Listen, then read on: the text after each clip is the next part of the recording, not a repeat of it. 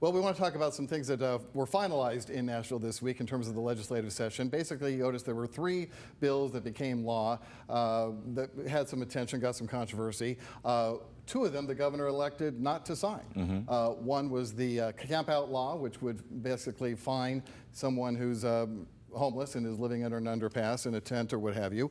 The other is the truth and sentencing law, which he was not in favor of, so he's letting that just become law without his signature also.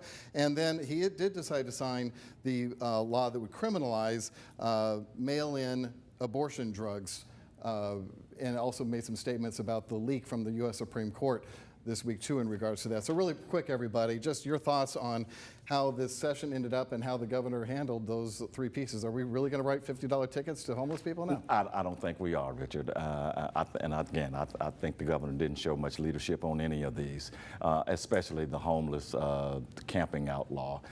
If he didn't like it, he should have tried to veto it and at least make a statement about it. But I think you're going to see people pretty much ignoring that. And his stance on abortion is what you would expect Republicans to make. They're talking about the leak and not talking about the issue. Brad, your thoughts? I certainly think it's interesting the division for this issue on the truth and sentencing between House Speaker Cameron Sexton and the governor. I mean, they never really saw eye to eye on this, but it was interesting for the governor and the House Speaker being both Republicans. They had pretty sharp divisions in their competing statements. Governor Lee saying this would raise prison costs, it would cost us more for more inmates, and Cameron Sexton says, I'm standing with victims' families. That's what I believe in, and I'm not apologizing for that. So a real interesting kind of sharp contrast in statements. That's my major takeaway this week. Okay, how about you, Tajuan?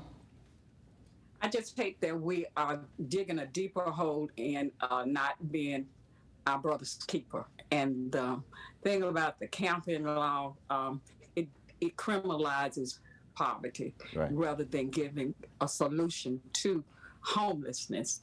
And I understand why the governor couldn't sign that. I don't think it would have been. I couldn't have signed that either, but I probably would have been fighting it for it not to pass, because I think it goes against everything we say we are as a volunteer state, caring about each other.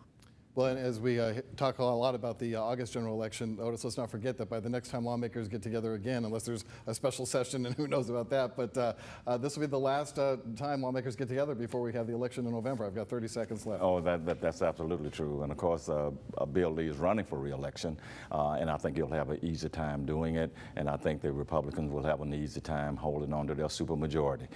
So nothing's going to change. The rhetoric will be what the rhetoric is throughout the fall, but nothing's going to change going back into January of 2023. All right, that's all we have time for today. I want to thank so much Otis, Brad, and Tajuan for being with us, as well as you folks at home. We always appreciate you being here, and we'll be here next week for ABC 24 This Week.